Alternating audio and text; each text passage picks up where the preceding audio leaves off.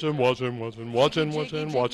Jiggy Jag, Jiggy Jag, Jiggy Jag, Jiggy Jag, Jiggy Jag. You're watching Jiggy Jiggy Jiggy Jag, Jiggy Jiggy Jiggy Jiggy Jiggy Jag, Jiggy Jiggy Jag. Loud and proud, it's Jiggy Jaguar from JiggyJaguar.com. Thank you. Good night. Jiggy Jag TV. Century Media Records presents Las Vegas, Nevada's own Otherwise. They recently played at Wichita, Kansas at the Round Mountain of Sound, the Cotillion Ballroom, to a sold-out crowd, including headlining performances by Papa Roach and opening by local favorite King Shifter. Dave Jennings from The Idea Magazine and Jiggy Jag from Jiggy Jag TV and K-Jag Radio were in the building and spoke with Otherwise before the performance. Gentlemen, go ahead and Otherwise talk to us a little bit about the band.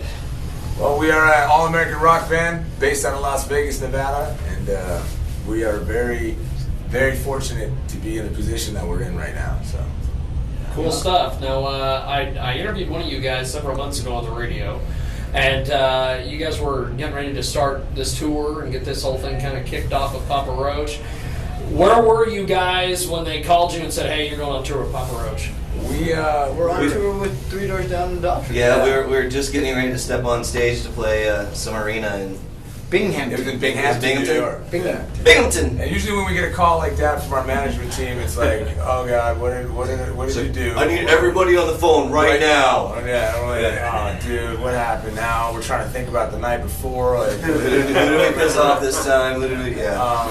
And we were out there in the cold, and we got him on speakerphone. It's like, so, yeah, you guys are going on tour with Stone Sour Papa Roach. And we were just gonna, yeah! All right! The security guards all came and looked around the buses. They were like, wondering, we were screaming our heads off like little girls. So, yeah, it was good. And then we stepped on stage and played at an arena in front of another 10,000 people. That's cool. Yeah. Well, I never had you guys introduce yourselves, so go ahead and introduce yourselves to the audience. I'm V, I'm the bass player. What's up, I'm Ryan.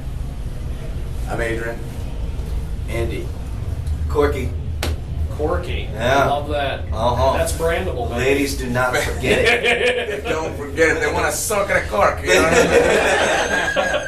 mean? Corky, man. Corky. What's been the funnest experience on this tour so far? Funniest or funnest? Funnest. Funnest, dude. Every shows? Yeah, the shows, man. Every night, even when we think the sound is bad, it's still pretty damn good.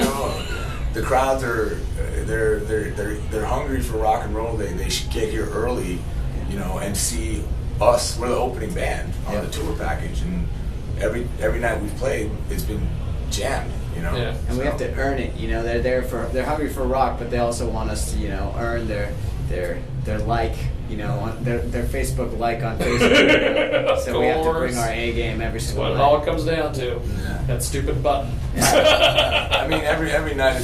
New York was a lot of fun because our whole team, someone from each part of our team was there. Management, booking agent, label, radio team was there, and that was pretty cool to play a sold out show in Manhattan, and be able to celebrate with everyone that supports us and believes in us, works for us. So that's cool. Yeah. So how did each one of you guys get started doing music? I started after you started. Yeah. And of course, little brother has to do everything better than big brother, so he turns into like a ninja on the guitar and actually learns. It's like a ninja. Yeah, to the samurai, 6-string samurai, and I got a late start in life. I picked up a guitar, when I was in my 20s. So I don't know, just something inside me was like, dude, I can do this. I can do this, and I just picked up and started writing music, and it was cool. And you did it. And we did it. Yeah. My dad used to be in a band. He was a bass player, but I would crawl out, sit behind the drummer, and imitate the drummer the whole night. And so they got me a drum kit from a garage sale when I was 3, and I just never stopped playing. He actually plays when we're not touring. He plays in Blue Man Group at home in Vegas, so he's always playing. Yeah, put the makeup on, go up on the little lofts there, and play some theater shows. There you go. I crawled out of the womb. strapped to me already. The bass, dumb guitar was already guitar, strings, everything. No, music's been in my life my whole life. You know, I was at Metallica shows when I was 4 years old, so it's been a part of me my whole life. Caught up to me in mid-teens, started on guitar. I try to make noise out of everything, so here I am now. That's cool. He actually started off as a rhythm guitar player, and then when we needed a bass player, he switched over for us. You know, we didn't have, we had about a week notice before the next tour started that, oh hey, we don't have a bass player anymore. And V was like, fuck it, man. He's like, let me do it. And you know, so it shows how versatile a musician, you know, he is. That's cool. I got my start in a middle school band. I thought it was just going to be a passive class to get an easy grade. And I had this amazing school teacher, Mr. Kissel, and he just really inspired me, and it's been on ever since. What junior high was that? Becker? What'd you play? Is trombone or what? Trombone. Yeah. So, how far do you think you guys are going to take this thing? Are you guys going to be eventually better than Metallica, or sell more albums than AC/DC? We're gonna be a better painter than Picasso. Yeah. No better. Yeah, who knows? Better. I mean, we're fairly confident that we will be doing this for a while, a long time. That's cool. We definitely. We're grateful that we weren't a flash in the pan, and it didn't kind of happen overnight, you know. So we are betting on having a career, you know, at least a decade or more of touring. And I mean, as far as making music goes, you know, we'll always do that. You know, whether or not otherwise it's still functioning in 40 years, you know, I'm sure each one of us will still be making music. So if you guys when you guys aren't doing music, what do you do besides? More music. Music? Yeah. That's it. Chicks? I don't know. Chicks. Doing chicks. There you go. I like when I'm at home. I like to go to Sin City CrossFit. It's kind of become my new addiction. That's kind of what I do at home when we're off tour. Yeah, I like to do my girlfriend. He doesn't get to do that very often, Yeah, unfortunately. that's about it. What do you do, V? A little of this, a little of that. Import-export business.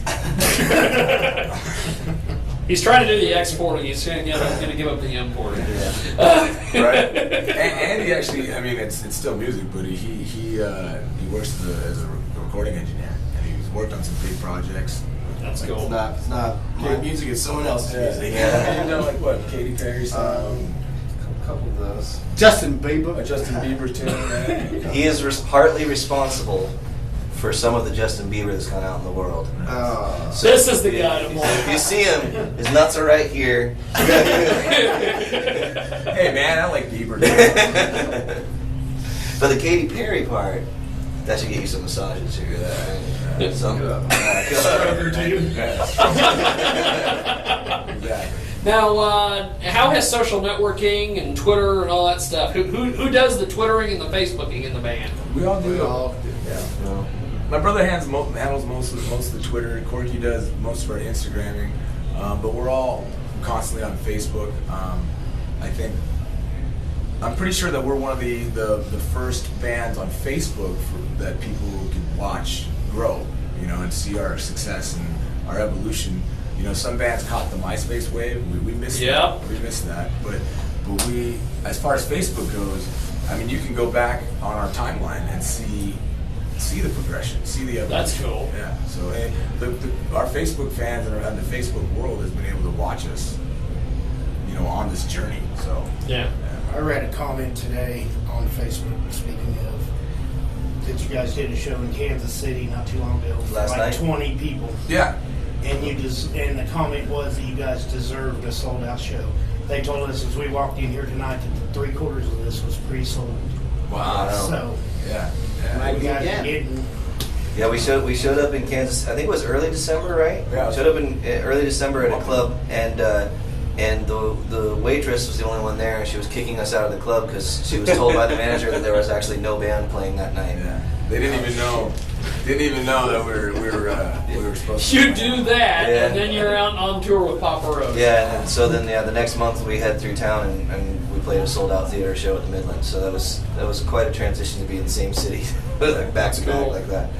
That's cool. Well, gentlemen, I'm not going to take up too much more of your time. You guys need to get ready to do the damn thing. Almost time. Opening band's going on right now. King Shifter, I believe. Yes, indeed. They're a local band. They have a giant guy by the name of Sprout. He's like 7 feet tall. All right.